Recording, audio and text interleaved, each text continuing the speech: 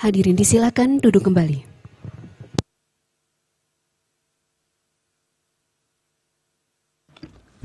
Kita mulai persidangan.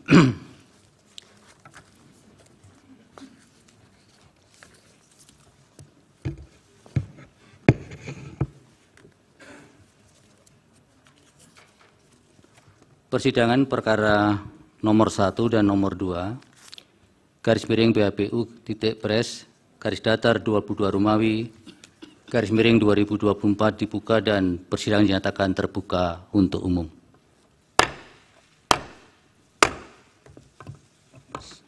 Selamat pagi, Assalamualaikum warahmatullahi wabarakatuh. Salam sejahtera untuk kita semua. Diperkenalkan yang hadir untuk pemohon nomor 1. Baik, terima kasih Yang Mulia. Mohon izin kami memperkenalkan saat ini alhamdulillah hadir langsung pemohon Bapak Anies Rashid Baswedan, SA MBP PhD. Hadir juga Dr. Honoris Causa Dr. Andes Haji Muhaimin Iskandar, MSI. Kapten kami yang membanggakan Marskal Madya Purnawirawan M. Sogi SS MM. Dari kuasa hukum hadir Dr. Herman Kadir SH MHum, Dr. Haji Bambang Wijayanto SH MSc, Dr. Refli Harun SH MH LLM, Sugito SH MH, Zaid Musafi SH MH, Dr. Ahmad Yani SH MH, Ahmad Wakil Kamal SH MH, Zainuddin Baru SH MH, Anang Zubaidi SH MH, Yanca Aswin SH, dan saya sendiri Ari Yusuf Amir.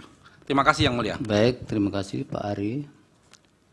Dari pemohon 2, silakan Pak. Terima kasih Yang Mulia. Kami juga hadir full tim Yang Mulia. Saya ingin mulai memperkenalkan prinsipal yang hadir pada kesempatan ini. Di sebelah kiri saya Haji Ganjar Pranowo SH.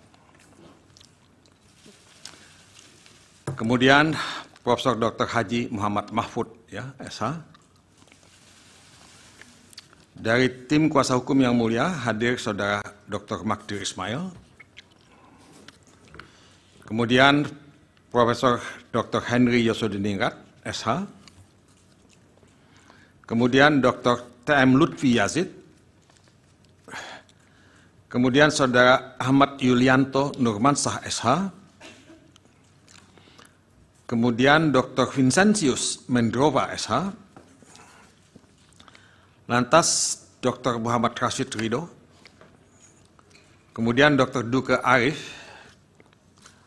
9 Ignatius Andi, Sarjana Hukum. 10 Anissa Ismail BA, LLM. 11 Damian Agatha Juvens. 12 Tama Satria Langkun. Dan saya sendiri Todung Mulia Lubis. Terima kasih Yang Mulia. Baik, terima kasih Pak Mulia. Dari termohon silakan. Terima kasih Yang Mulia. Prinsipal langsung hadir Ketua KPU dan beliau akan memperkenalkan anggota KPU lainnya. Majelis yang kami hormati, anggota KPU hadir, Saudara Muhammad Afifuddin, Saudara Idam Kholik, Saudara Agus Melas, Saudara BT Epsilon Idrus, Saudara Parsadan Harahap, dan saya sendiri Hasyim Asyari. Terima kasih. Kuasa hukum yang hadir Yang Mulia, Muhammad Ruliandi,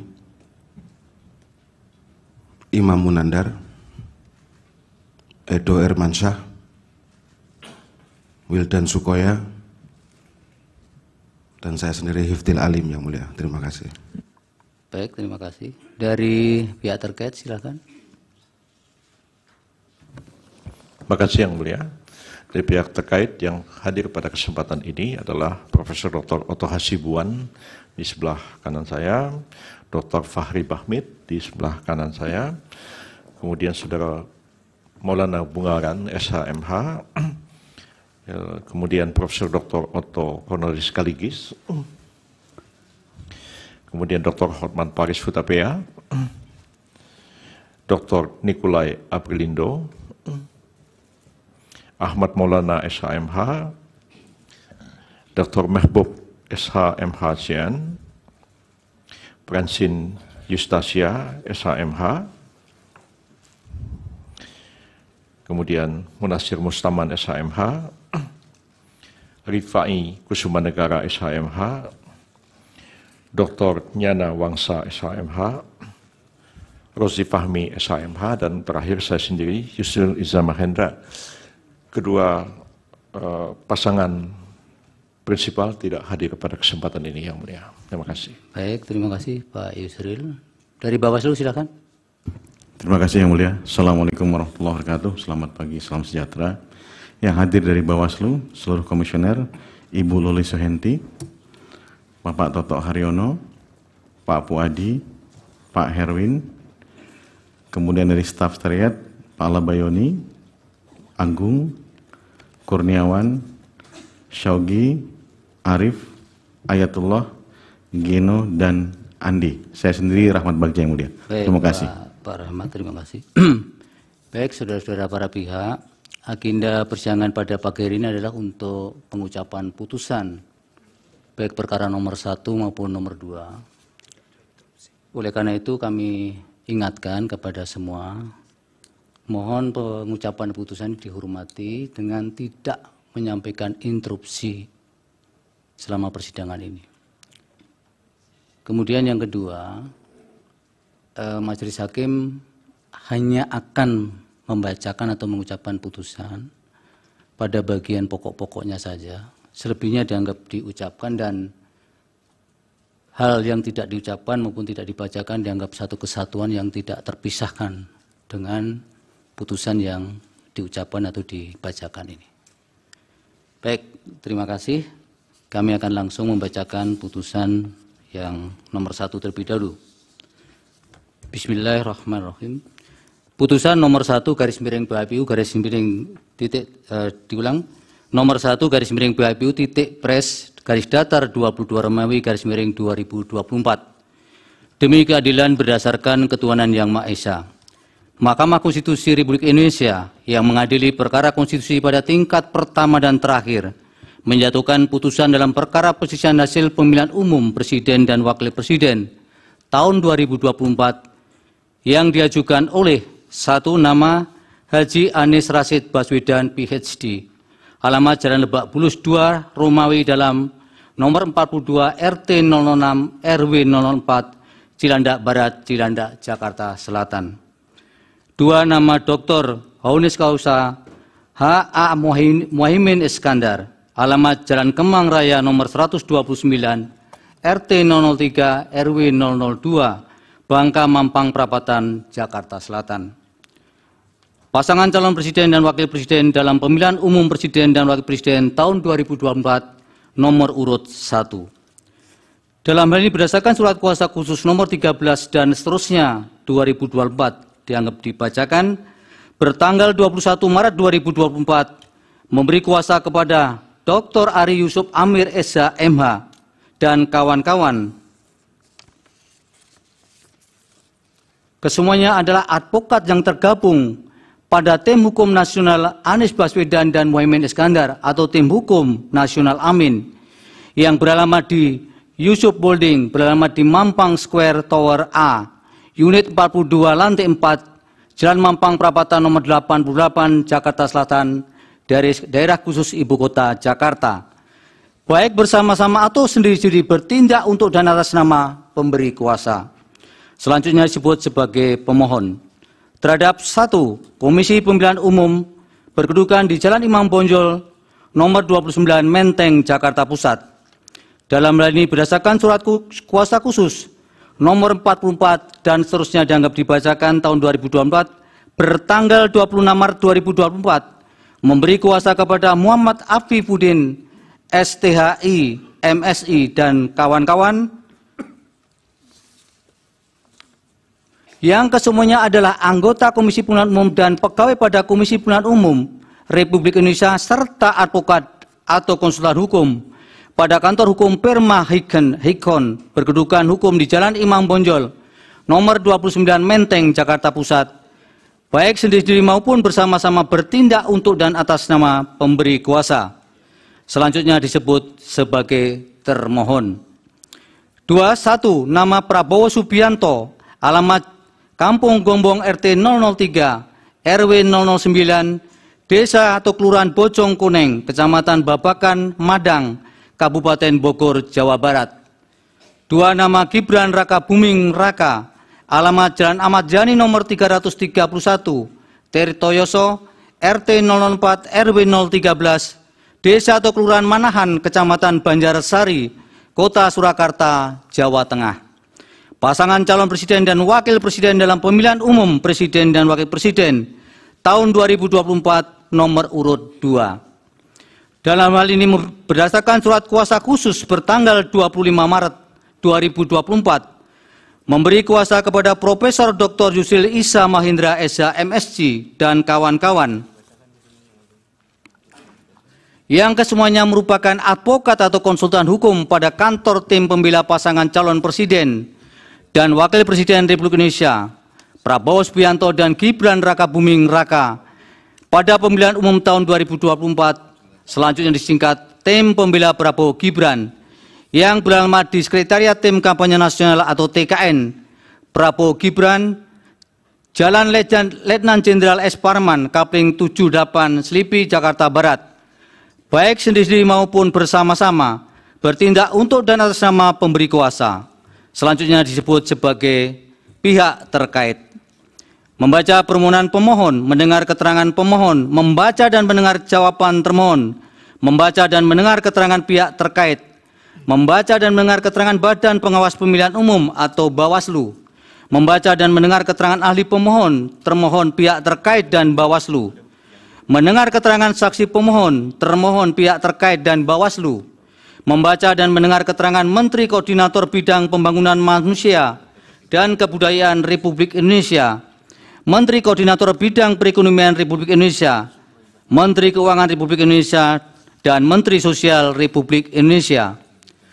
Membaca dan mendengar keterangan Dewan Kehormatan Penyelenggara Pemilu atau DKPP.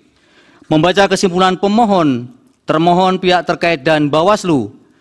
Membaca keterangan amicus curiae dari petisi Brawijaya, Barisan Kebenaran untuk Demokrasi, Tim Pembela Demokrasi Indonesia PTDI, dan Pergerakan Advokat Nusantara atau Perkat Nusantara, Aliansi Akademisi dan Masyarakat Sipil, Tonggak Persatuan Gerakan Umum Nusantara atau TOPGAN, Pusat Kajian Hukum dan Keadilan Center for Law and Social Justice, Fakultas Hukum Universitas Gadjah Mada, Panji R. Hadinoto, M. Busro Mukodas, dan kawan-kawan, Dewan Mahasiswa Justisia Fakultas Hukum Universitas Gadjah Mada, Badan Eksekutif Mahasiswa Fakultas Hukum Universitas Pajajaran, Badan Eksekutif Mahasiswa Fakultas Hukum Universitas Diponegoro, dan Badan Eksekutif Mahasiswa Fakultas Hukum Universitas Erlangga, Megawati Soekarno Putri, dan Hasto Kristianto, Forum Advokat Muda Indonesia atau PAMI, Yayasan Advokasi, Hak Konstitusional Indonesia atau YAKIN, Aliansi Penegak Demokrasi Indonesia atau ABDI, Stefanus Hendrianto, serta Komunitas Cinta Pemilu Jujur Adil atau KCP Jurdil. Memeriksa alat bukti pemohon, termohon, pihak terkait, dan Badan Pengawas Pemilihan Umum, duduk perkara dan seterusnya dianggap dibacakan. Pertimbangan hukum, kewenangan Mahkamah dalam eksepsi. Menimbang bahwa termohon dan pihak terkait mengajukan eksepsi berkenaan dengan kewenangan Mahkamah, selanjutnya dianggap diucapkan bahwa terhadap eksepsi termohon dan eksepsi pihak terkait tersebut, Mahkamah mempertimbangkan sebagai berikut. Secara konstitusional, norma pasal 22E ayat 6 Undang-Undang Dasar 1945 menyatakan, ketentuan lebih lanjut tentang pemilihan umum diatur dengan undang-undang.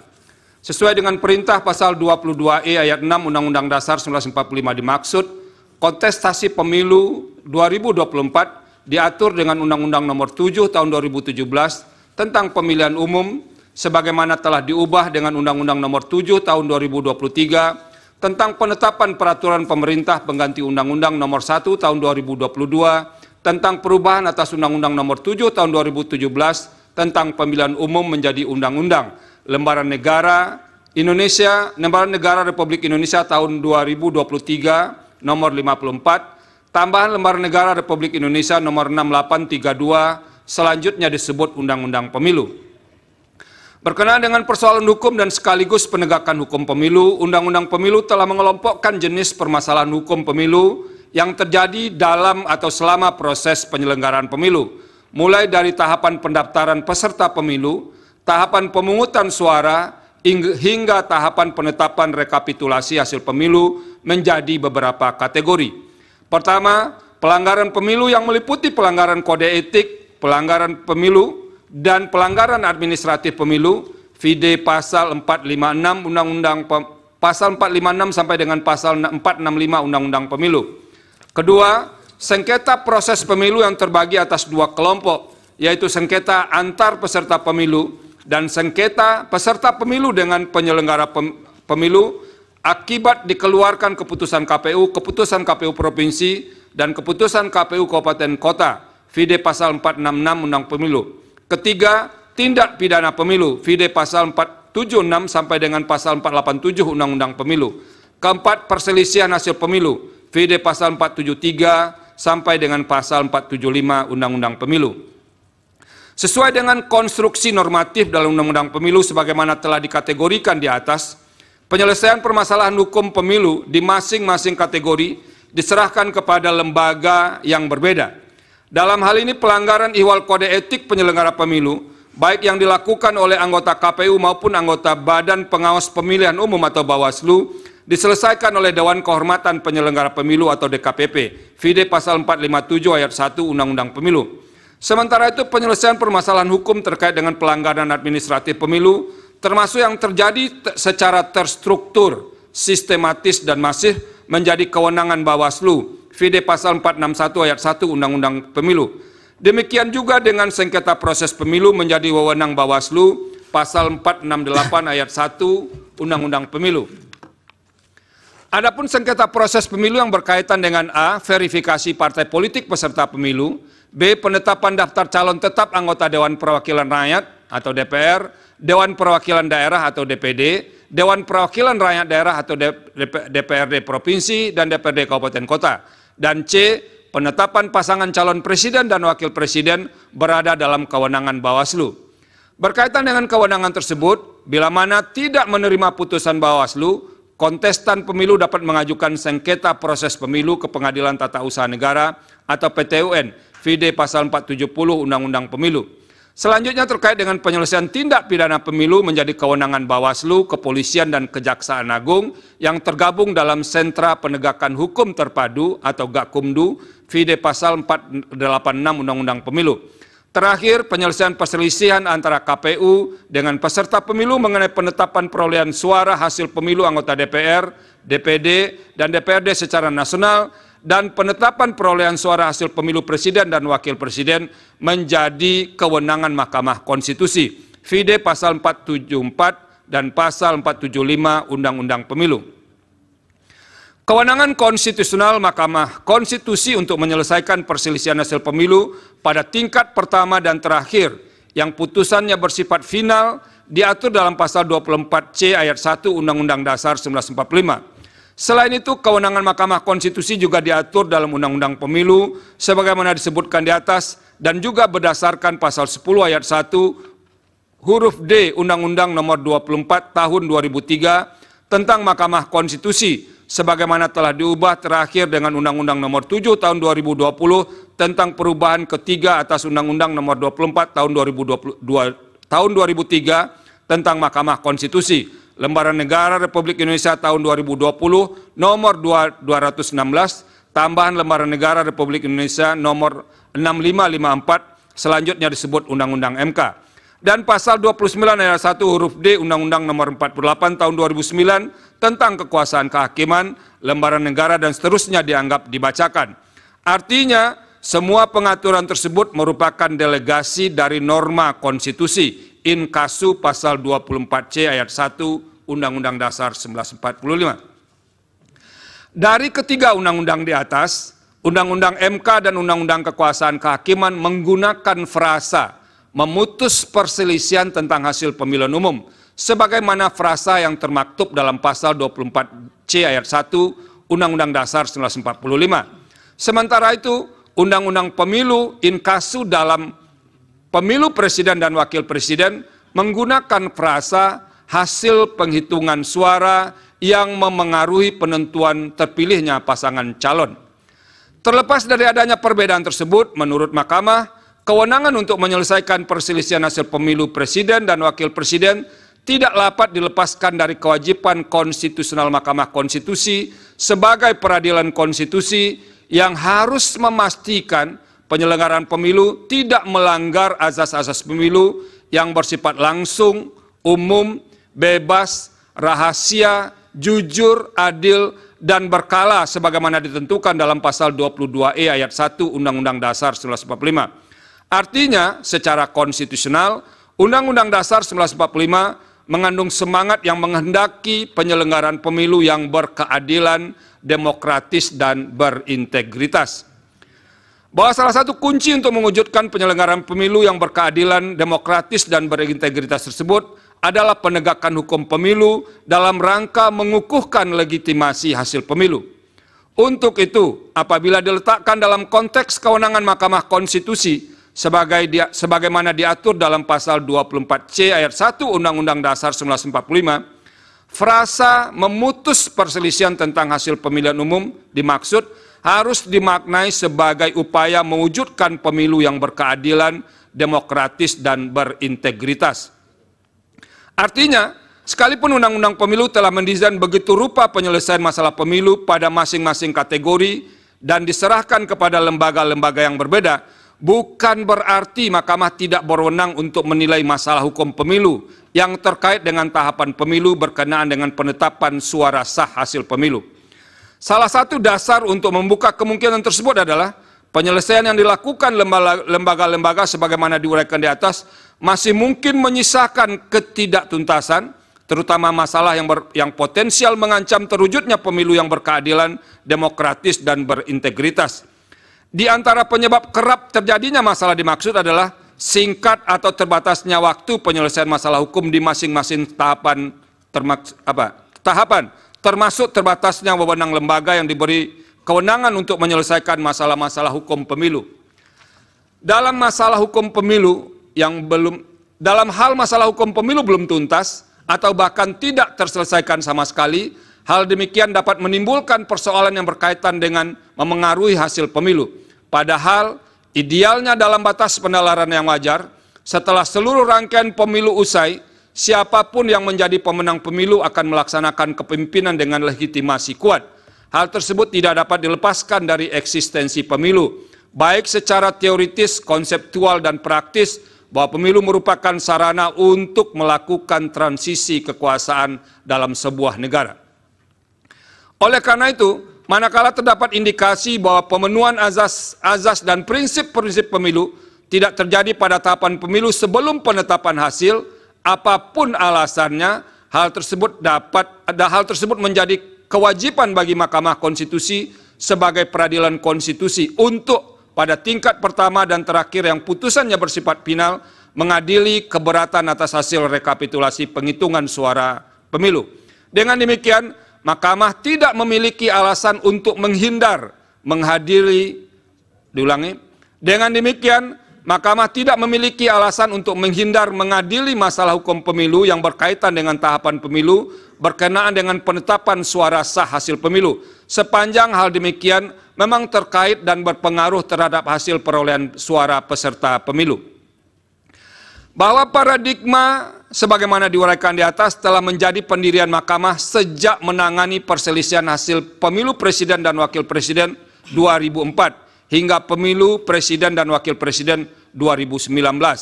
Misalnya, dalam putusan Mahkamah Konstitusi nomor 01 PHPU strip pres strip 16 Romawi strip 2019 yang diucapkan dalam sidang pleno terbuka untuk umum pada tanggal 26 Juni 2019 berkenaan dengan paradigma dimaksud pada paragraf pada halaman 1813 sampai 1815 paragraf 3.11 putusan aku Mahkamah antara lain mempertimbangkan sebagai berikut dan seterusnya dianggap diucapkan. Berdasarkan pertimbangan hukum dan kutipan putusan di atas, telah jelas bahwa Mahkamah dalam melaksanakan kewenangan sebagaimana dimaksud dalam pasal 24C ayat 1 Undang-Undang Dasar 1945 tidak hanya sebatas mengadili angka-angka atau hasil rekapitulasi penghitungan suara, tetapi juga dapat menilai hal-hal lain yang berkaitan dengan tahapan pemilu berkenaan dengan penetapan suara sah hasil pemilu. Namun demikian, terlepas dari pendirian di atas, Mahkamah perlu menegaskan sebagai lembaga yang memiliki kewenangan konstitusional untuk memutus perselisihan tentang hasil pemilihan umum sebagaimana termaktub dalam pasal 24C ayat 1 Undang-Undang Dasar 1945 sebenarnya tidak tepat dan tidak pada tempatnya apabila Mahkamah dijadikan tumpuan untuk menyelesaikan semua masalah yang terjadi selama penyelenggaraan tahapan pemilu. Apabila tetap diposisikan untuk menilai hal-hal lain, sama saja dengan menempatkan Mahkamah sebagai keranjang sampah untuk menyelesaikan semua masalah yang berkaitan dengan pemilu di Indonesia. Dalam hal ini, lembaga yang telah diberikan kewenangan untuk menyelesaikan pemilu seperti Bawaslu, Gakumdu, harus melaksanakan kewenangannya secara optimal demi menghasilkan pemilu yang jujur dan adil serta berintegritas. Selain itu, lembaga politik seperti DPR tidak boleh lepas tangan, sehingga sejak awal harus pula menjalankan fungsi konstitusionalnya, seperti fungsi pengawasan dan menggunakan hak-hak konstitusional yang melekat pada jabatannya, seperti hak interpelasi, hak angket, dan hak menyatakan pendapat, guna memastikan seluruh tahapan pemilu dapat terlaksana sesuai dengan pasal 22E ayat 1 Undang-Undang Dasar 1945. Penegasan demikian diperlukan karena Mahkamah hanya memiliki waktu yang terbatas, inkasu 14 hari kerja, untuk memutus perselisihan tentang hasil pemilihan umum.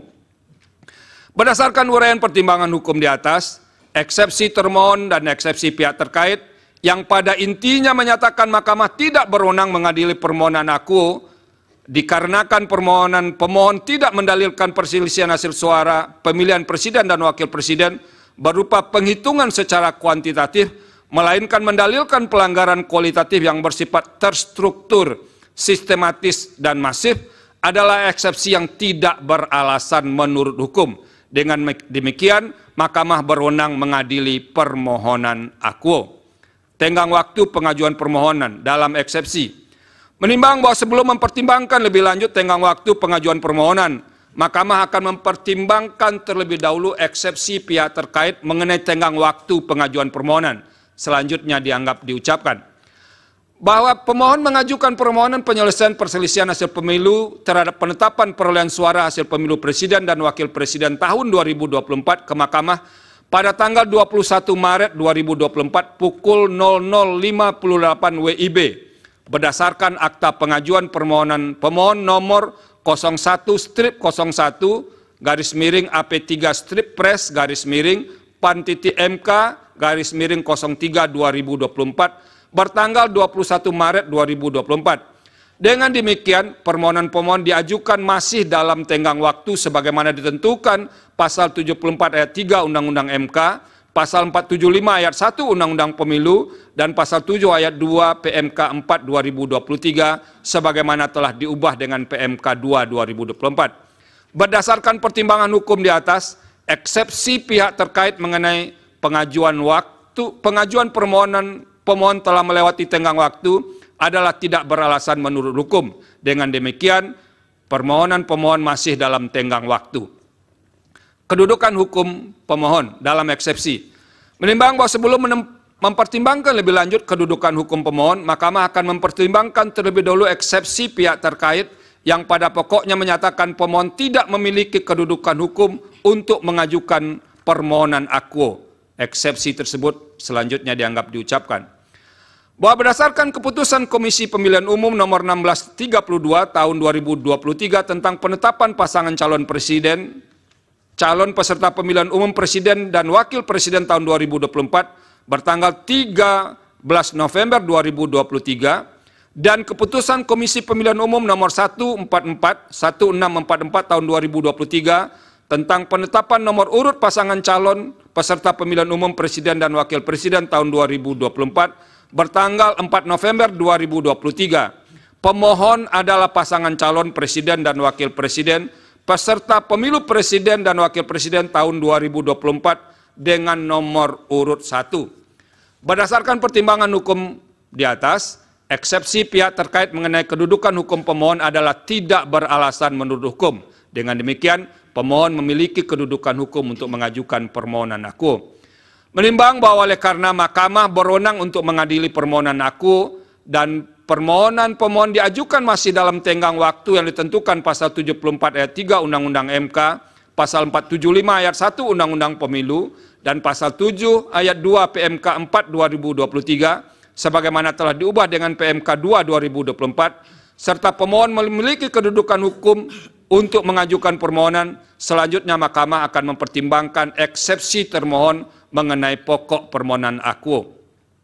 Dalam eksepsi, menimbang bahwa terhadap permohonan pemohon, termohon mengajukan eksepsi yang pada pokoknya menyatakan format permohonan tidak sesuai dengan pedoman penyusunan permohonan. Eksepsi demikian seterusnya dianggap diucapkan. Termohon juga mengajukan eksepsi pada pokoknya menyatakan dalil-dalil permohonan pemohon merupakan dalil yang tidak jelas dan kabur. Selanjutnya dianggap diucapkan. Menimbang bahwa terhadap eksepsi termohon mengenai permohonan tidak sesuai dengan pedoman penyusunan permohonan yang diatur dalam PMK 4 2023, sebagaimana telah diubah dengan PMK 2 2024, dan permohonan pemohon tidak jelas atau kabur, setelah dicermati secara saksama, menurut Mahkamah, eksepsi tersebut secara substansial telah berkaitan dengan pokok permohonan, sehingga eksepsi yang demikian merupakan keberatan yang tidak terkait dengan persoalan-persoalan syarat formil dan oleh karenanya harus dinyatakan tidak beralasan menurut hukum. Menimbang, maaf diulangi,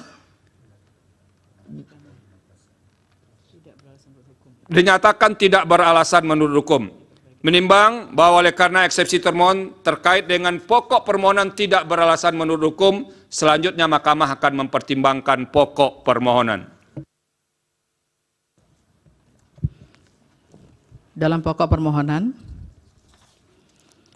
menimbang bahwa dalam permohonannya pemohon memohonkan pembatalan keputusan KPU 360/2024 bertanggal 20 Maret 2024 dengan alasan-alasan pada pokoknya sebagai berikut, sebagaimana selengkapnya telah dimuat dalam bagian duduk perkara. Angka 1 sampai dengan angka 16 dianggap diucapkan. Berdasarkan dalil permohonan, pemohon dalam petitum permohonannya memohon kepada Mahkamah untuk menjatuhkan putusannya pada pokoknya membatalkan keputusan KPU 360/2024 sepanjang diktum ke-1, kemudian memerintahkan termohon KPU untuk melakukan pemungutan suara ulang pemilu presiden dan wakil presiden tahun 2024 tanpa mengikut sertakan pasangan calon presiden dan wakil presiden nomor urut 2, atau membatalkan keputusan KPU 360/2024 sepanjang diktum ke-1, kemudian memerintahkan termohon KPU untuk melakukan pemungutan suara ulang pemilu presiden dan wakil presiden tahun 2024 dengan diikuti oleh calon presiden nomor urut 2 atas nama H. Prabowo Subianto dengan terlebih dahulu mengganti calon wakil presiden. Menimbang bahwa setelah Mahkamah mencermati secara seksama seluruh dalil yang diajukan oleh pemohon, apabila dilakukan pengelompokan klaster isu oleh Mahkamah, maka dalil pemohon dapat dikelompokkan menjadi 6 klaster sebagai berikut. 1. Independensi penyelenggara pemilu. 2. Keabsahan pencalonan presiden dan wakil presiden. 3. Bantuan sosial. 4. Mobilisasi atau netralitas pejabat aparatur negara. 5. Prosedur penyelenggaraan pemilu. 6. Pemanfaatan aplikasi sistem informasi rekapitulasi elektronik atau Sirekap. Menimbang bahwa pemohon mendalilkan ihwal independensi penyelenggara pemilu akibat intervensi kekuasaan dalam pengangkatan tim seleksi anggota KPU dan anggota Bawaslu. Selain itu khusus untuk Bawaslu, dalil pemohon perihal independensi penyelenggara pemilu bertumpu pada banyaknya dugaan pelanggaran pemilu yang tidak ditindaklanjuti oleh Bawaslu sebagai pengawas pemilu di seluruh wilayah Indonesia. Perihal dalil tidak independennya penyelenggara pemilu tersebut, pemohon pada pokoknya menguraikan sebagai berikut. Angka 1 sampai dengan angka 2 dianggap diucapkan. Terhadap dalil tersebut, Mahkamah akan mempertimbangkan masing-masing sebagai berikut. Bahwa pemohon mendalilkan pengangkatan tim seleksi anggota KPU dan anggota Bawaslu oleh Presiden melanggar pasal 22 ayat 3 junto pasal 118 Undang-Undang Pemilu karena memasukkan unsur pemerintah lebih dari 3 orang. Pemohon mengajukan bukti P19, termohon menyampaikan jawaban dan seterusnya dianggap diucapkan dan mengajukan bukti T4 dan bukti T16. Pihak terkait memberikan keterangan dan seterusnya dianggap diucapkan serta mengajukan 2 orang saksi yaitu Ahmad Doli Kurnia Tanjung dan Suprianto.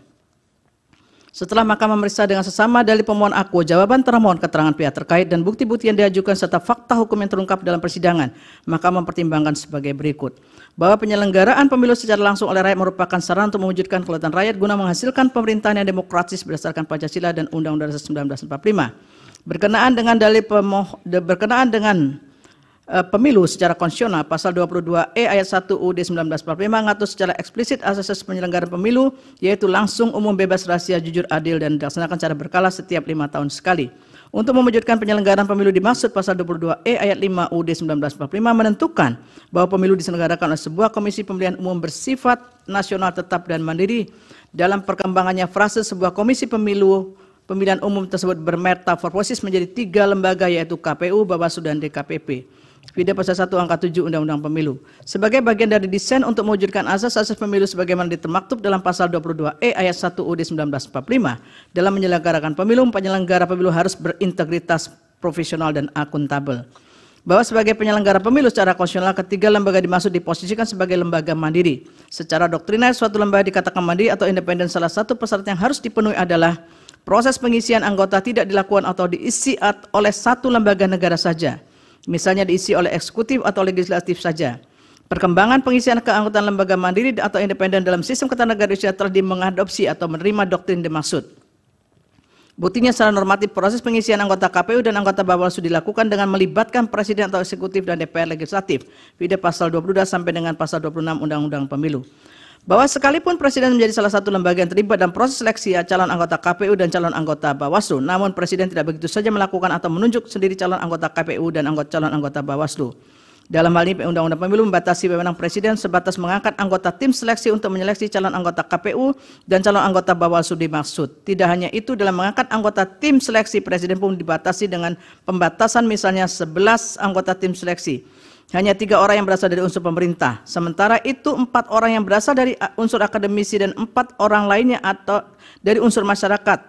Bahkan nama-nama calon yang akan diajukan presiden ke DPR hanya sebatas nama-nama yang dihasilkan oleh tim seleksi. Artinya wewenang presiden dapat dikatakan terbatas dalam proses pengisian calon anggota KPU dan calon anggota Bawaslu. Begitu pula dengan DPR, sekalipun merupakan salah satu lembaga yang terlibat dalam proses seleksi, DPR hanya dapat menyeleksi dengan cara melaksanakan uji kelayakan dan kepatutan fit and proper test. Dari nama-nama calon yang diajukan oleh presiden berasal dari hasil tim seleksi. Dalam kaitan dengan proses fit and proper test tersebut harus dilakukan secara profesional, transparan, dan dihindari kemungkinan adanya hal-hal yang bersifat transaksional yang dapat mengancam independensi penyelenggara pemilu. Bahwa berkaitan dengan dalil pemohon mengenai independensi atau kemandirian penyelenggara pemilu yang didalilkan oleh pemohon tidak independen atau tidak mandiri dengan mendasarkan kepada argumentasi terdapat 4 orang anggota tim seleksi berdasar dari unsur pemerintah, bukan 3 orang sebagaimana yang dinyatakan dalam pasal 22 ayat 1 huruf A, Yungto pasal 118 Undang-Undang Pemilu. Berkenaan hal tersebut, setelah Mahkamah meriksa dengan seksama bukti-bukti yang diajukan dan fakta hukum yang terungkap dalam persidangan, Kepres 120P tahun 2021 tidak mencantumkan unsur dari 11 anggota tim seleksi dimaksud. Setelah membaca nama-nama anggota tim seleksi yang tercantum dalam Kepres 120P tahun 2021, Mahkamah tidak dapat menilai bahwa jumlah yang berasal dari unsur pemerintah lebih dari 3 orang. Terlebih tidak terdapat bukti yang meyakinkan bagi Mahkamah bahwa nama-nama yang didalilkan oleh pemohon benar-benar merupakan unsur pemerintah atau sebaliknya lebih pada pertimbangan nama-nama tersebut dipilih karena kapasitas yang mereka miliki untuk menjadi tim seleksi calon anggota KPU dan calon anggota Bawaslu. Termasuk dalam ini Pungki Indarti yang menjabat sebagai salah seorang anggota Kompolnas. Apabila ditelusuri lebih jauh hasil proses seleksi calon anggota Kompolnas, Pungki Indarti dipilih menjadi anggota Kompolnas merupakan wakil dari unsur tokoh masyarakat. Terlepas dari hal tersebut, ketika pengumuman tim seleksi calon anggota KPU dan calon anggota Bawaslu, Mahkamah tidak menemukan fakta adanya keberatan dari DPR berkenaan dengan komposisi anggota tim seleksi dimaksud. Padahal sebagian dari fraksi DPR yang merupakan kepanjangan tangan partai politik pendukung pemohon yang sepertinya dapat mengajukan keberatan sejak awal. Andaipun benar terdapat unsur pemerintah melebihi 3 orang, kuat non, sulit bagi Mahkamah menemukan korelasi antara jumlah tersebut dengan independensi anggota KPU atau anggota Bawaslu dalam menjalankan tugasnya menyelenggarakan pemilu. Terlebih sulit pula bagi Mahkamah untuk menemukan korelasi jumlah unsur tim seleksi tersebut dengan perolehan suara pasangan calon presiden dan wakil presiden pemilu 2024. Bahwa berdasarkan uraian pertimbangan hukum di atas, dalil pemohon ihwal pengangkatan tim seleksi anggota KPU dan anggota Bawaslu oleh presiden melanggar pasal 22 ayat 3 Undang-Undang Pemilu karena memasukkan unsur pemerintah lebih dari 3 orang adalah tidak beralasan menurut hukum. Bahwa selanjutnya ihwal dalil pemohon berkenaan dengan Bawaslu tidak menindaklanjuti dugaan pelanggaran pemilu yang dilakukan pasangan calon nomor urut 2 dengan alasan kurang bukti material tanpa disertai keterangan atau informasi bukti apa yang dimaksud dalil pemohon tersebut. Selain itu, beberapa laporan terhadap dugaan pelanggaran dilakukan pasangan calon nomor urut 2 tidak ditindaklanjuti oleh Bawaslu dan Bawaslu tidak memberitahukan kekurang lengkapan dari laporan yang diajukan. Pemohon mengajukan bukti P20, bukti P22 sampai dengan bukti P30. Pihak terkait memberikan keterangan dan seterusnya dianggap diucapkan dan mengajukan bukti PT 13A dan seterusnya tertulis hingga bukti PT 16A. Bawaslu menyampaikan keterangan dan seterusnya dianggap diucapkan dan bukti PK 9 dan seterusnya dianggap diucapkan serta Ali Muhammad Al-Hamid. Setelah Mahkamah memeriksa dengan sesama dalil pemohon, keterangan pihak terkait dan bukti-bukti yang diajukan, keterangan Bawaslu beserta bukti-bukti dan ahli yang diajukan dan fakta hukum yang terungkap dalam persidangan, maka mempertimbangkan sebagai berikut. Bahwa terhadap laporan-laporan yang didalilkan pemohon berdasarkan keterangan Bawaslu dan fakta hukum yang terungkap dalam persidangan terdapat keterangan dan dokumen bukti mengenai tindak lanjut Bawaslu. Pada pokoknya Bawaslu telah menunjukkan dalam bukti-buktinya bahwa setiap laporan yang disebutkan pemohon dalam dalilnya telah ditanggapi, baik dengan adanya pemberitahuan tidak diregistrasi karena tidak memenuhi syarat formil atau syarat material ataupun tidak memenuhi unsur pelanggaran pemilu. Lebih lanjut merujuk fakta hukum yang terungkap dalam persidangan terhadap laporan dugaan pelanggaran pemilu dengan nomor 009 dan seterusnya 2023 tanggal 22 November 2023 dengan peristiwa yang dilaporkan pada pokoknya adanya dugaan pelanggaran administratif pemilu berkenaan dengan penetapan keputusan KPU nomor 1632 2023 tentang penetapan pasangan calon peserta pemilihan umum presiden dan wakil presiden tahun 2024. Tanggal 14 November 2023 yang lemah secara formil karena didasarkan pada peraturan KPU nomor 23 tahun 2023, video bukti PK22. Selain itu berdasarkan hasil kajian awal dugaan pelanggaran pemilu dalam laporan nomor 009 dan seterusnya 2023 yang pada pokoknya disimpulkan laporan aku memenuhi syarat formil namun tidak memenuhi syarat material laporan dugaan pelanggaran pemilu karena pokok laporan aku tidak dapat dikategorikan sebagai pelanggaran administrasi pemilu sehingga tidak diregistrasi dengan alasan tidak memenuhi syarat material.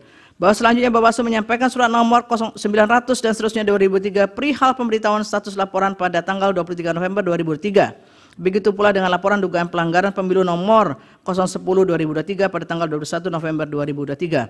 Peristiwa yang dilaporkan pada pokoknya dugaan pelanggaran pemilu atas ditetapkannya keputusan KPU 1632/2023 dengan alasan KPU telah menerima pendaftaran bakal pasangan calon presiden dan wakil presiden yang tidak sesuai dengan PKPU 19/2023. Yang salah satunya mengatur persyaratan usia calon presiden dan calon wakil presiden yang berusia paling rendah 40 tahun. Video bukti PK 10 dan PK 23. Laporan-laporan yang dimaksud telah ditindaklanjut dengan penanganan pelanggaran serta pembahasan oleh Bawaslu. Dengan demikian, menurut Mahkamah Bawaslu beserta jajaran telah melakukan tindak lanjut terhadap laporan-laporan yang didalilkan pemohon. Bahwa selanjutnya berkenaan dengan keterpenuhan syarat formil dan material ataupun kelayakan laporan untuk diregistrasi serta ditindaklanjuti merupakan kewenangan Bawaslu sebagaimana diatur oleh Undang-Undang Jurnalistik. Oleh karena itu, Mahkamah perlu menegaskan dalam rangka perbaikan ke depan agar pengawasan Bawaslu memberi manfaat lebih untuk mewujudkan pemilu yang jujur, adil, dan berintegritas. Maka perlu dilakukan perubahan mendasar pengaturan tentang pengawasan pemilu, termasuk tata cara penindakannya jika terjadi pelanggaran pada setiap tahapan pemilu. Sehingga Bawaslu harus masuk ke dalam substansi laporan atau temuan untuk membuktikan ada tidaknya secara substansial telah terjadi pelanggaran pemilu, termasuk dalam hal ini pemilihan kepala daerah. Artinya bila mana perubahan dimaksud tidak dilakukan, hal demikian akan mengancam terwujudnya pemilu yang jujur, adil, dan berintegritas.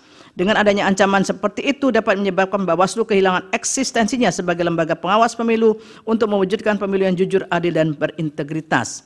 Bahwa berdasarkan pertimbangan di atas dari pemohon mengenai Bawaslu tidak melanjutkan dugaan pelanggaran pemilu yang dilakukan pasangan calon nomor urut 2 dengan alasan kurang bukti material adalah tidak beralasan menurut hukum. Menimbang bahwa pemohon mendalilkan berkenaan dengan keabsahan pencalonan presiden dan wakil presiden yang dikaitkan dengan adanya intervensi kekuasaan dalam proses pencalonan pasangan calon nomor urut 2 yang apabila dirumuskan oleh Mahkamah sebagai berikut.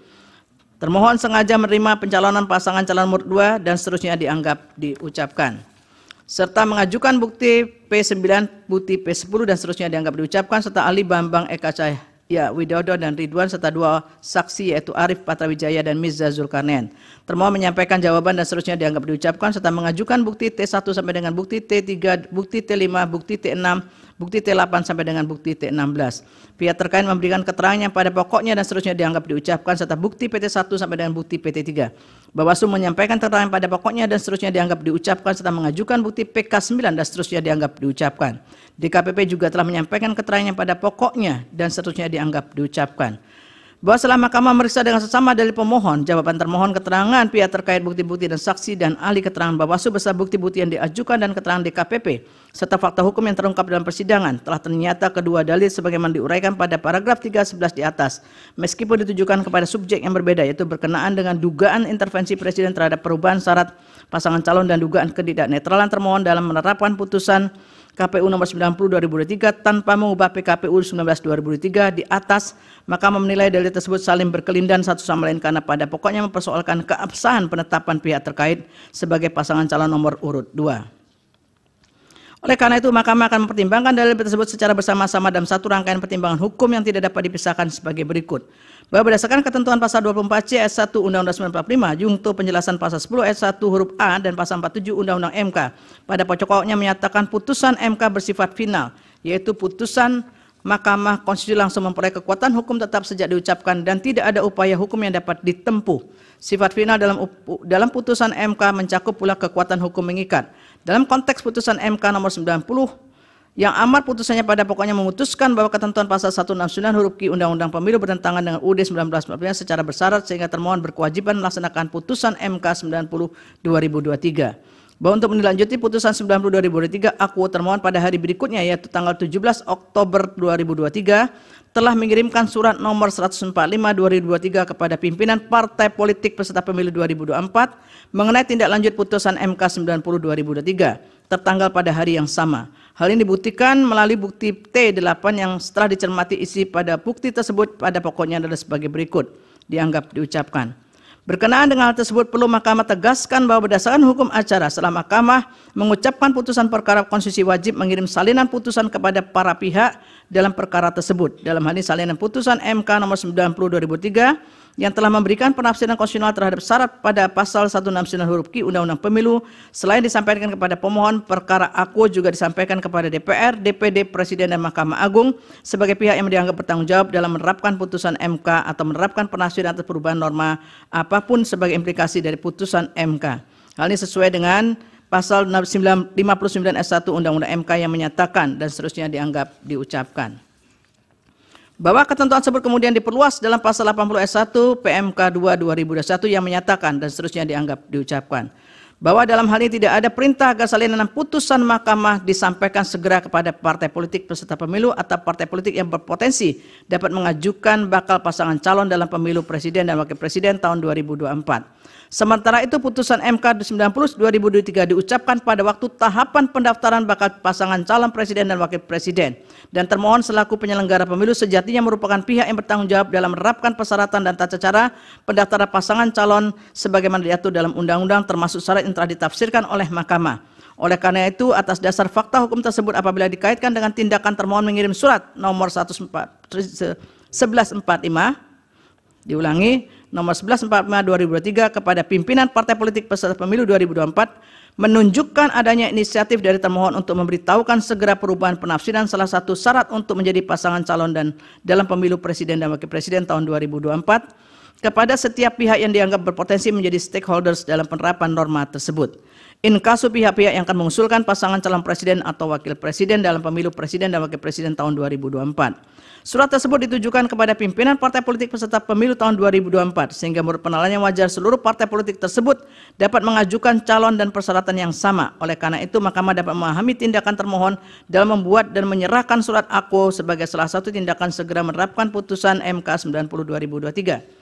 Bahwa selanjutnya pada tanggal yang sama yaitu tanggal 17 Oktober 2023 termohon mengeluarkan keputusan KPU nomor 1378 tahun 2003 tentang pedoman teknis pendaftaran verifikasi dan penetapan pasangan calon presiden dan wakil presiden dalam pemilihan umum tahun 2024. Dalam konsideran menimbang keputusan aku menyatakan sebagai berikut dianggap diucapkan. Bahwa dalam konsideran menimbang tersebut menunjukkan termohon telah menerbitkan Keputusan KPU 1378/2023 sebagai pedoman teknis yang akan digunakan oleh bakal pasangan calon dalam menerapkan maksud pasal 66 PKPU 19/2023, di mana PKPU tersebut belum dilakukan perubahan karena proses perubahannya wajib berkonsultasi dengan DPR. Sedangkan pada saat itu DPR sedang dalam masa reses. Selain itu, termohon secara tegas menyatakan dalam konsideran menimbang mengenai adanya penafsiran baru sebagaimana telah diputus oleh Mahkamah dalam putusan Mahkamah Konstitusi nomor 90/2003. Oleh karena itu, termohon dalam melaksanakan tahapan pendaftaran, verifikasi dan penetapan calon telah mempedomani pedoman PKPU 19/2003 dengan penerapan yang telah sesuai dengan putusan MK 90/2023. Bahwa dari fakta hukum dalam persidangan pula didapat fakta pada tanggal 23 Oktober 2023 termohon telah mengajukan surat permohonan konsultasi kepada DPR dengan nomor 129 dan seterusnya mengenai konsultasi penyesuaian peraturan KPU berdasarkan putusan Mahkamah Konstitusi nomor 90 tahun 2023. Pengajuan surat tersebut diberikan di saat DPR sedang menjalani reses sehingga rapat konsultasi tersebut tidak dapat diagendakan.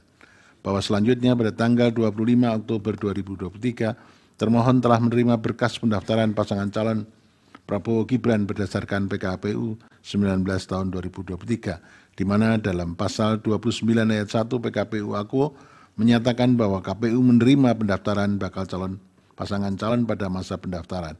Berkenaan dengan hal tersebut, lampiran 1 PKPU 19 2023, Akuo telah menentukan bahwa tahapan pendaftaran bakal calon diawali pada tanggal 19 Oktober tahun 2023 dan diakhiri pada tanggal 25 Oktober tahun 2023, di mana waktu itu proses pemeriksaan kesehatan dan verifikasi dialokasikan mulai dari tanggal 26 Oktober 2023 hingga tanggal 12 November tahun 2023. Selanjutnya termohon pada tanggal 13 November 2023 menetapkan pasangan calon presiden dan wakil presiden tahun 2024 dan pada tanggal 14 November tahun 2023 melakukan pengundian serta penetapan nomor urut pasangan calon tersebut. Pengaturan waktu verifikasi ini pun juga diatur dalam pasal 42 ayat 1 PKPU 19 2023 yang menyatakan KPU melakukan verifikasi terhadap kelengkapan dan kebenaran dokumen persyaratan bakal pasangan calon sebagaimana dimaksud dalam pasal 9, pasal 10, pasal 18 dan pasal 19 paling lama 4 hari sejak diterima surat pencalonan. Bahwa berdasarkan fakta-fakta tersebut, meskipun termohon selaku penyelenggara pemilu berkewajiban menerapkan putusan Mahkamah Konstitusi yang dapat mempengaruhi norma berkenaan dengan proses pencalonan presiden dan wakil presiden tahun 2024, namun demikian termohon juga terikat dengan jadwal dan tahapan yang telah ditetapkan sebagaimana diuraikan di atas. Tahapan pencalonan dan verifikasi hanyalah sebagian dari keseluruhan tahapan pemilu presiden dan wakil presiden, di mana setelah tahapan pencalonan, termohon harus melaksanakan tahapan berikutnya seperti tahapan masa kampanye dan tahapan lainnya sebagaimana telah diatur dalam lampiran PKPU nomor 3 tahun 2022 tentang tahapan dan jadwal penyelenggaraan pemilihan umum.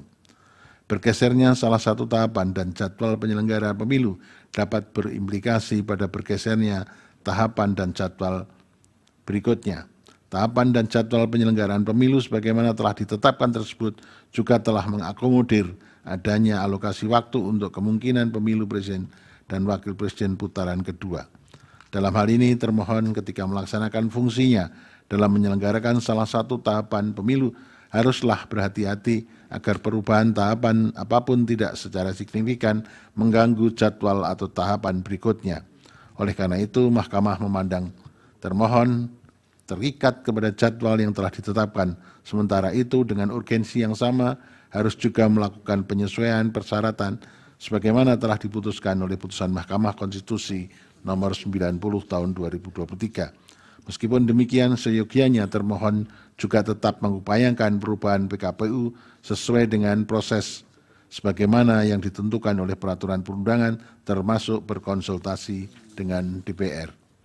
Bahwa berkenaan dengan hal tersebut, pada tanggal 31 Oktober tahun 2023 termohon telah melakukan konsultasi dengan DPR dan pemerintah terkait usulan rancangan perubahan PKPU nomor 19 tahun 2023. Hal ini terdapat dalam isi surat KPU nomor 4.338 dan seterusnya tahun 2023 bertanggal 1 November tahun 2023 perihal permohonan harmonisasi rancangan peraturan KPU tentang perubahan atas peraturan Komisi Pemilihan Umum nomor 19 tahun 2023 tentang pencalonan peserta pemilihan umum presiden dan wakil presiden, yang di dalamnya antara lain mengatakan bahwa termohon telah melaksanakan konsultasi dengan DPR dan pemerintah melalui rapat dengar pendapat atau RDP pada hari Selasa 31 Oktober tahun 2023. Adapun RDP tersebut telah menghasilkan kesimpulan menyetujui rancangan peraturan KPU tentang perubahan atas peraturan Komisi Pemilihan Umum nomor 19 tahun 2023 tentang pencalonan peserta pemilihan umum presiden dan wakil presiden dan telah ditandatangani oleh Ketua Komisi 2 DPR, PLT Dirjen Politik dan Pemerintahan Umum Kementerian Dalam Negeri, Ketua KPU Republik Indonesia, Ketua Bawaslu Republik Indonesia, dan Ketua DKPP Republik Indonesia. Bukti yang sama juga menunjukkan bahwa pada tanggal 31 Oktober 2023 tersebut telah diadakan RDP Komisi 2 DPR RI dengan Kementerian Dalam Negeri, KPU RI, Bawaslu RI, dan DKPP RI yang di dalamnya antara lain telah menyetujui rancangan peraturan KPU tentang perubahan atas PKPU 19 2023 VD Bukti T8. Artinya dalam RDP tersebut seluruh fraksi di DPR menyetujui rancangan perubahan PKPU 19 2023. Fraksi yang dimaksud adalah representasi partai politik yang semuanya menjadi peserta pemilu tahun 2024, di mana masing-masing partai tersebut berhak dan memiliki potensi untuk mencalonkan pasangan calonnya dalam pemilihan presiden dan wakil presiden tahun 2024 sepanjang memenuhi ketentuan Undang-Undang Pemilu. Secara faktual, tidak terdapat satupun bukti yang menunjukkan adanya partai politik yang menolak atau memberi catatan atas perubahan PKPU 19 tahun 2023. Bahwa lebih lanjut, berkenaan dengan kewajiban termohon untuk berkonsultasi dengan DPR dalam penyusunan PKPU, Mahkamah telah menegaskan dalam putusan Mahkamah Konstitusi nomor 92 tahun 2016 yang diucapkan dalam sidang pleno terbuka untuk umum 10 Juli tahun 2017 dan putusan Mahkamah Konstitusi nomor 78 tahun 2022 yang diucapkan dalam sidang pleno terbuka untuk umum pada tanggal 29 September tahun 2002 yang dalam pertimbangannya antara lain menyatakan dan seterusnya dianggap telah diucapkan bahwa pertimbangan hukum tersebut menegaskan konsultasi dengan DPR merupakan salah satu syarat wajib bagi termohon untuk melakukan perubahan PKPU, sekalipun hasil konsultasi bersifat tidak mengikat termohon.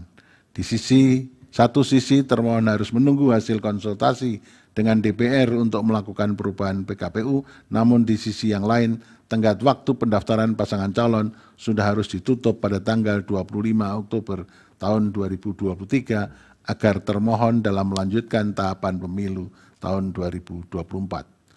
Bahwa berkenaan dengan hal itu pula, pada tanggal 1 November tahun 2023, termohon bersama Direktur Jenderal Peraturan Perundangan, Kementerian Hukum dan Hak Asasi Manusia melakukan harmonisasi rancangan peraturan Komisi Pemilihan Umum tentang perubahan atas peraturan Komisi Pemilihan Umum.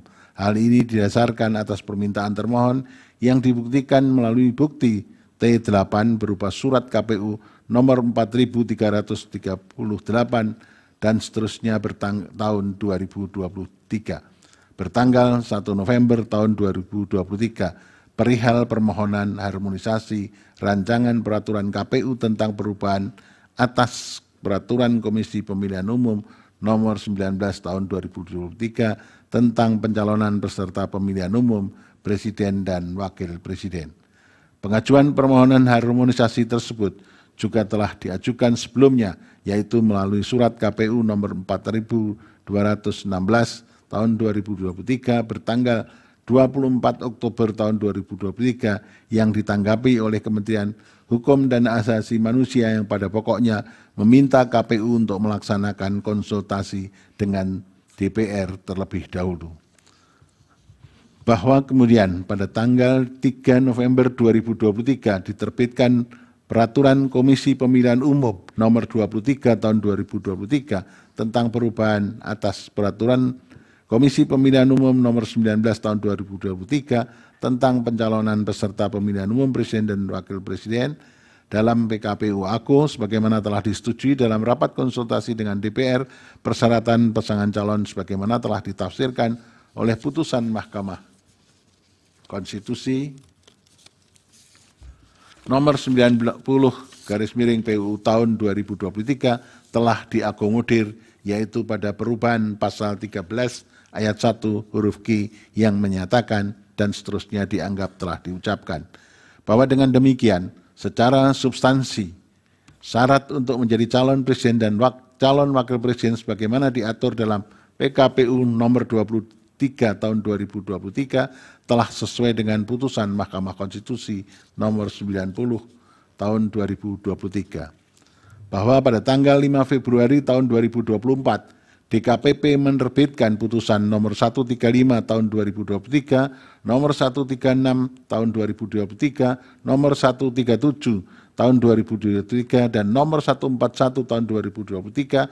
Putusan tersebut menyatakan bahwa tindakan KPU yang mendahulukan tindakan administrasi merupakan pelanggaran kode etik karena tidak sesuai dengan tata kelola administrasi tahapan pemilu dan bertentangan dengan ketentuan Peraturan Komisi Pemilihan Umum dan Undang-Undang Pemilu.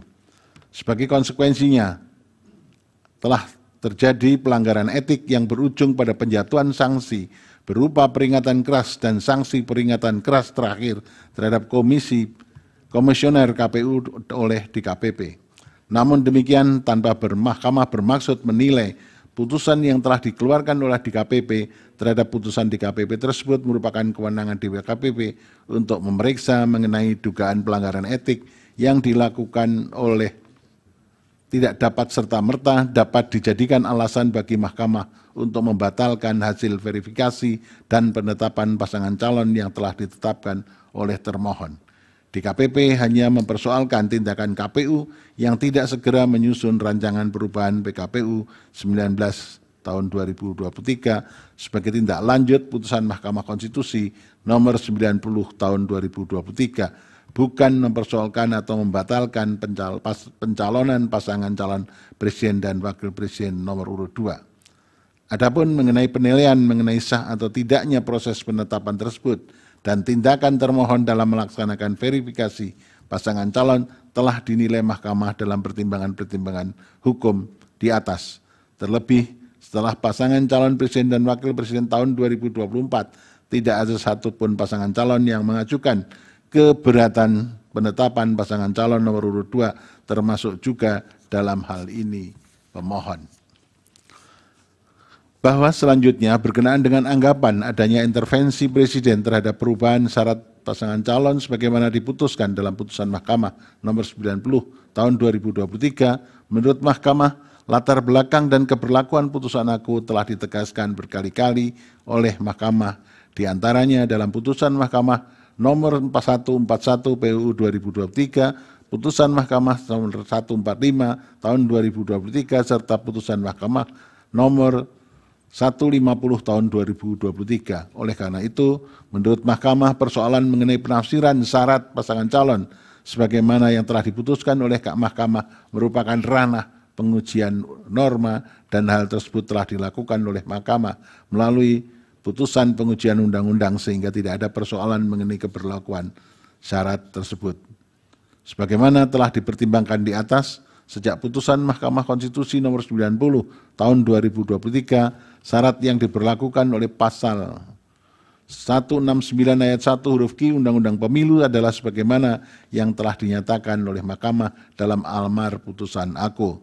Berkenaan dengan dalil pemohon AKO, menurut Mahkamah adanya putusan MK nomor 2 tahun 2023 yang menyatakan adanya pelanggaran berat etik dalam pengambilan putusan Mahkamah Konstitusi nomor 90 tidak serta-merta dapat menjadi bukti yang cukup untuk meyakinkan Mahkamah bahwa telah terjadi tindakan nepotisme yang melahirkan abuse of power Presiden dalam perubahan syarat pasangan calon tersebut. Terlebih, kesimpulan putusan MK nomor 2 tahun 2023 itu sendiri yang kemudian dikutip dalam putusan Mahkamah nomor 141 tahun 2023 antara lain telah menegaskan MK tidak berwenang membatalkan keberlakuan putusan Mahkamah Konstitusi. Dalam konteks perselisihan hasil pemilu, persoalan yang dapat didalilkan bukan lagi mengenai keabsahan atau konstitusionalitas syarat, namun lebih tepat ditujukan kepada keterpenuhan syarat dari para pasangan calon peserta pemilu.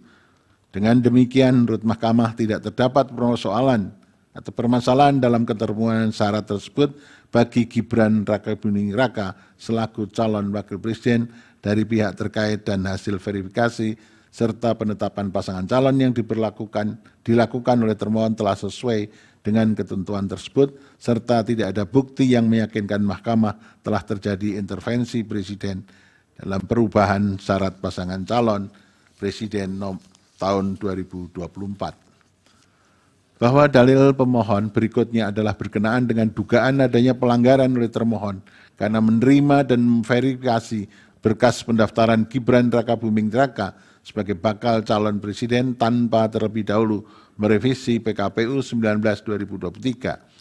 Sebagaimana telah diuraikan di atas, tindakan termohon yang dianggap pemohon langsung menerapkan putusan nomor 90 tanpa mengubah PKPU 19/2023 adalah tidak melanggar hukum karena apabila termohon tidak langsung melaksanakan putusan Mahkamah nomor 90/2023 justru akan mengganggu tahapan pelaksanaan pemilu dan berpotensi menciptakan pelanggaran hak konstitusional warga negara untuk menjadi calon presiden dan calon wakil presiden.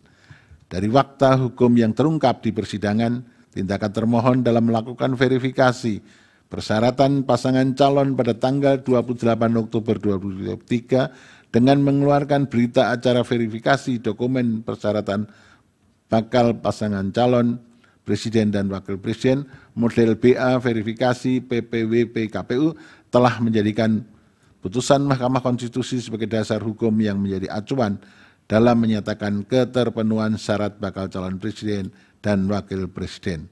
Hal ini dapat terlihat pada tabel lampiran verifikasi dokumen persyaratan bakal calon presiden dan wakil presiden terdapat kolom pemeriksaan C, verifikasi persyaratan calon dengan indikator berumur 40 tahun terhitung sejak penetapan pasangan calon berdasarkan tanggal lahir yang tertera pada KTP-L dan atau akta kelahiran atau pernah sedang menduduki jabatan yang dipilih melalui pemilu termasuk kepala daerah, pemilihan kepala daerah yang merupakan isi pasal 169 huruf Q Undang-Undang Pemilu sebagaimana telah dimaknai oleh putusan Mahkamah Konstitusi nomor 90 tahun 2023.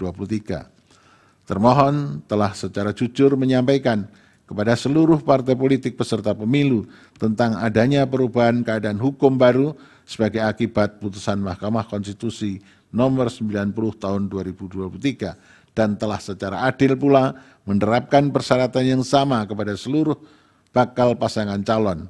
Oleh karena itu, Mahkamah menilai tindakan termohon dalam menerapkan putusan Mahkamah Konstitusi nomor 90 tahun 2023 merupakan upaya termohon dalam menerapkan dan mempertahankan prinsip jujur dan adil dalam Pilpres tahun 2024.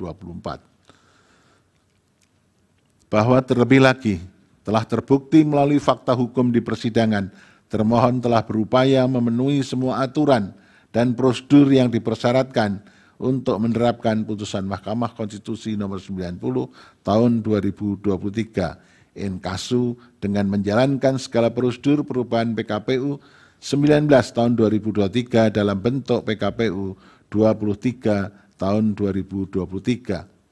Secara substansi perubahan syarat calon, saya ulangi, secara substansi perubahan syarat pasangan calon yang diterapkan termohon dalam keputusan KPU nomor 1378 tahun 2023 dan PKPU 23 tahun 2003 adalah sesuai dengan apa yang telah diperintahkan oleh amar putusan Mahkamah Konstitusi nomor 90 tahun 2023. Syarat ini diberlakukan kepada seluruh bakal pasangan calon presiden tahun 2024 sehingga tidak terbukti adanya dugaan keterpihakan termohon terhadap pihak terkait dalam proses penetapan pasangan calon presiden tahun 2024. Bahwa berdasarkan pertimbangan hukum di atas, dalil pemohon yang menyatakan terjadi intervensi presiden dalam perubahan syarat pasangan calon dan dalil pemohon mengenai dugaan adanya ketidaknetralan termohon dalam verifikasi dan penetapan pasangan calon yang menguntungkan pasangan calon nomor urut 2 sehingga dijadikan dasar bagi pemohon untuk memohon agar Mahkamah membatalkan atau mendiskualifikasi pihak terkait sebagai peserta pemilihan umum presiden dan wakil presiden tahun 2024 adalah tidak beralasan menurut hukum.